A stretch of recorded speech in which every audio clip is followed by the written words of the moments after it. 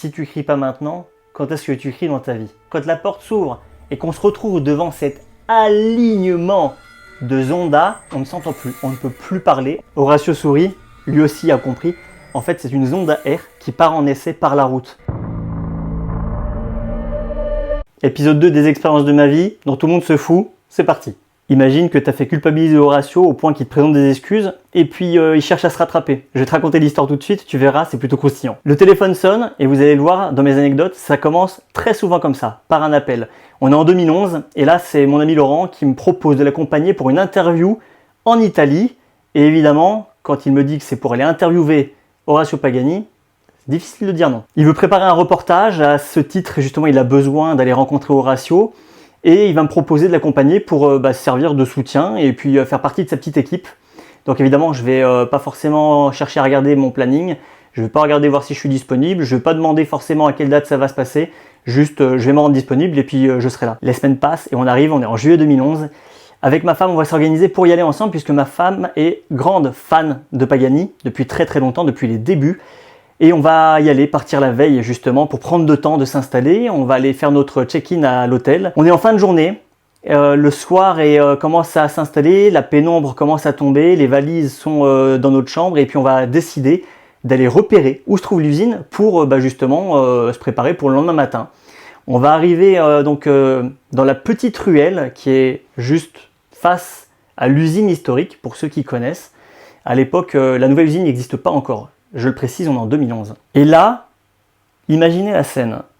La nuit est en train de tomber, les lampadaires se sont allumés, on se gare dans cette petite ruelle, et là, on voit dans l'usine, à l'étage, un bureau, la lumière est encore allumée, et il y a une silhouette qu'on reconnaît très vite, c'est Horacio Pagani, qui est debout, face à un tableau blanc, immaculé, un feutre noir à la main, et qui trace des grands traits sur le tableau. Et nous, on est là, on observe cette scène, et on voit le maestro qui est en train de dessiner une caisse, vraiment littéralement devant nous. Il doit être à peu près 21h45, 22h. Et il est là, seul, dans un bâtiment où tout est éteint, sauf son bureau. Cette page blanche, ce tableau et ces grands traits noirs qu'il est en train de dessiner. Et le moment est juste solennel. On a l'impression qu'il est en train de donner naissance à un futur modèle.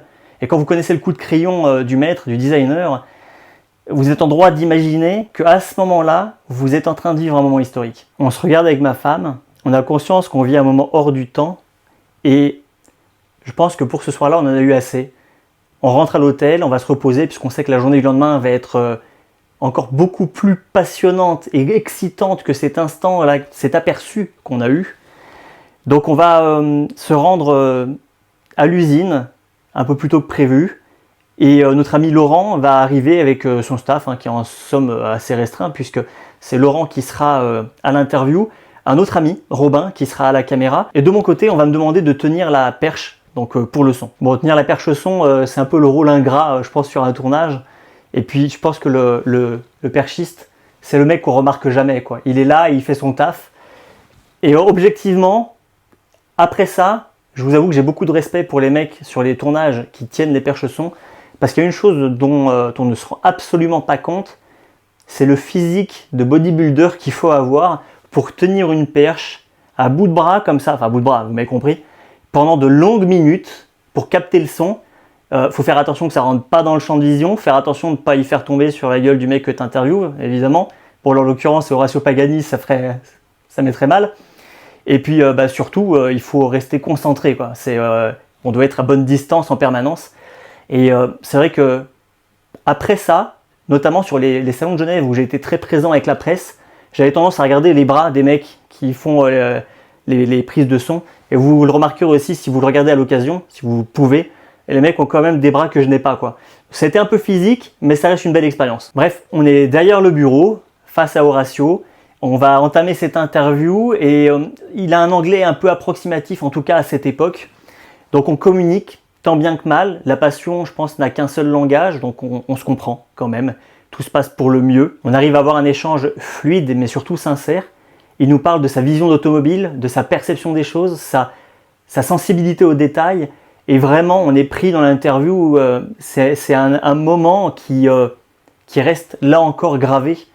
Et d'autant plus qu'on est concentré et on va être interrompu à un moment donné de l'interview par un V12 qui va démarrer à l'extérieur.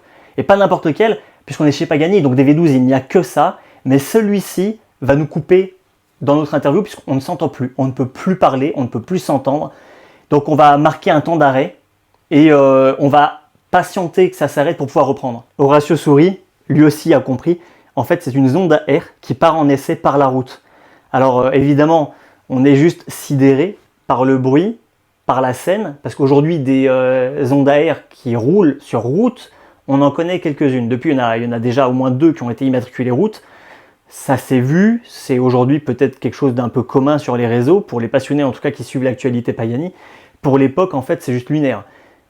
Et là, je vais croiser les doigts, parce que ma femme nous a accompagnés, mais elle est restée dans le showroom, en bas. Et je vais me dire, pitié, pourvu qu'elle immortalise l'instant. Donc évidemment, elle va sortir, elle va chercher à photographier l'auto, à la filmer. Et évidemment, le staff va lui tomber dessus pour dire, s'il vous plaît, pas d'image, pas de photo, pas de vidéo, rien. C'est confidentiel, vous pouvez pas filmer l'auto, vous pouvez pas la prendre en photo. Heureusement, le temps que le staff lui fasse la remarque, il y a déjà 3 clichés qui sont dans la boîte, je vous les partage. Et c'est le seul souvenir qu'on va avoir de cette sonde à air qui nous a interrompus dans cette interview et qui part en essai route, un moment juste ultime. L'interview reprend, on va terminer tant bien que mal entre ces interruptions et puis ces difficultés de compréhension et de traduction. Et on va voir très vite le visage d'Horacio qui va sembler un peu gêné et un peu embêté, puisque évidemment on est venu faire une interview, mais surtout ce qui était prévu, c'est qu'on parte en essai avec une Wayra. Problème, en 2011, il n'y en a que 2 existantes, 2 protos, qui sont disponibles pour les essais, que ce soit les essais presse, que ce soit les essais usine pour le développement du véhicule.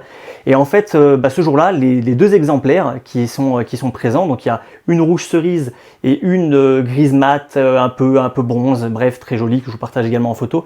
Les 2 ont un problème de boîte de vitesse, puisque la boîte de vitesse est gérée par un boîtier électronique. Et dans le développement du boîtier électronique, généralement, et je crois que c'est le cas sur celle-ci, vous me corrigerez pour ceux qui le savent, il me semble que c'est Magneti Marelli, et il me semble qu'il y a un souci avec la gestion de boîte. Ce qui fait qu'en fait, les boîtes sont en rade et on ne peut pas rouler les voitures. En soi, c'est rien de grave. Mais nous, on a fait le déplacement pour l'occasion. C'était un peu la cerise sur le gâteau. L'interview, moment privilégié avec Horacio, c'est extrêmement cool. Mais partir en essai avec une Wayra, c'est quand même le truc ultime. C'est la matière, c'est le sens de la vidéo, c'est l'enchaînement de l'interview. Et là, évidemment, Horacio, il est vraiment gêné et on lui fait comprendre que nous aussi, on est un peu embêtés, on a fait de la route pour venir quand même. Et l'interview serait assez incomplète s'il n'y avait pas ces images-là. Et on va rester un peu comme ça, à échanger. Je suis désolé, mais en même temps, j'y peux rien. Et ok, d'accord. Du coup, quoi? Et là, je ne sais pas comment me faire pardonner.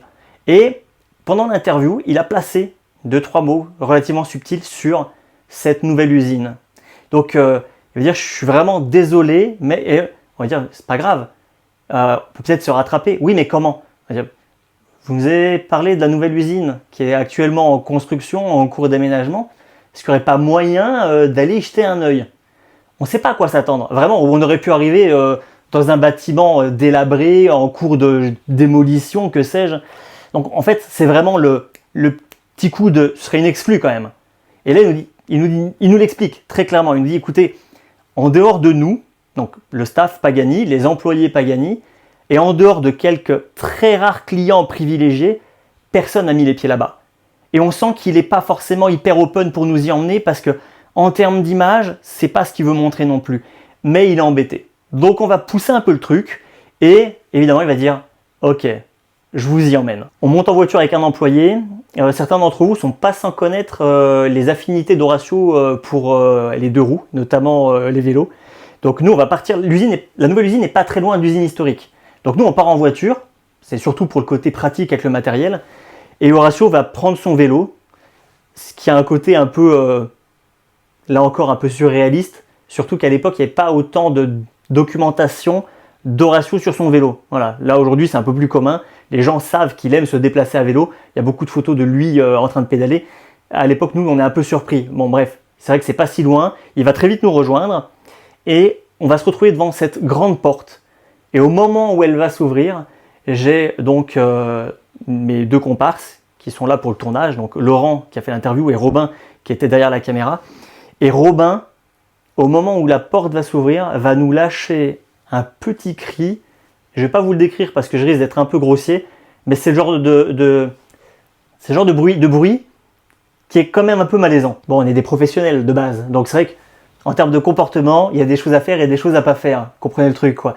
Mais on reste des passionnés.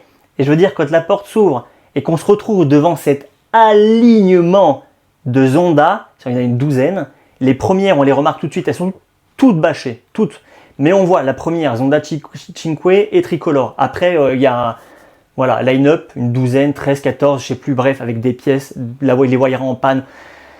La surprise, elle est totale. Et malgré ma remarque, il y a Robin qui va lâcher une phrase qui est aujourd'hui sur la couverture du livre souvenir que j'ai fait faire et qui va dire « Si tu cries pas maintenant, quand est-ce que tu cries dans ta vie ?»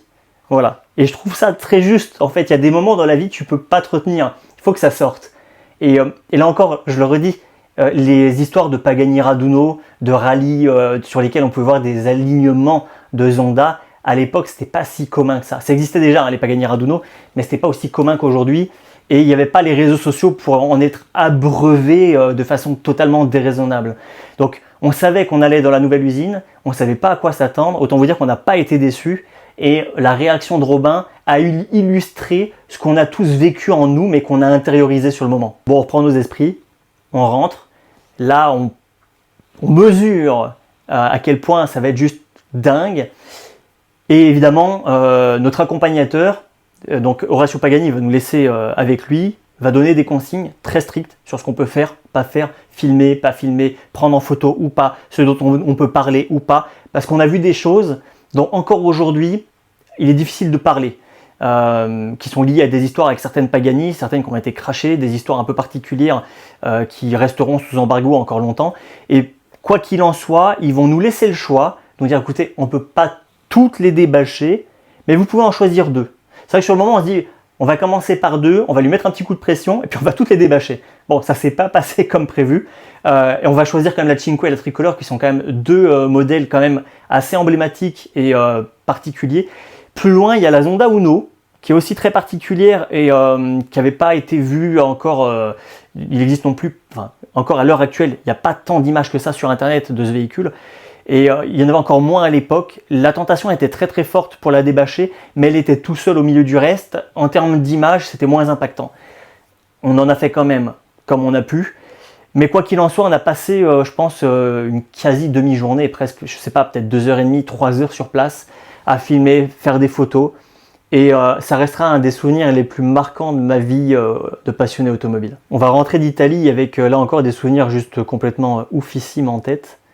Ce pincement au cœur de se dire on n'a pas pu essayer la Pagani Huayra, mais au final pour moi ça aurait été que partie remise, pour mon ami Laurent également, puisqu'on s'est rattrapé depuis. De mon côté j'ai eu la chance de rouler une Pagani Huayra de nombreuses reprises, et mon ami Laurent aussi de son côté.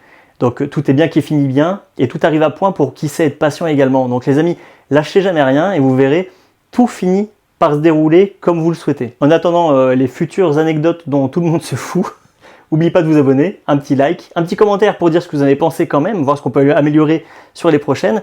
Et puis à très vite pour la suite les amis, prenez soin de vous, ciao.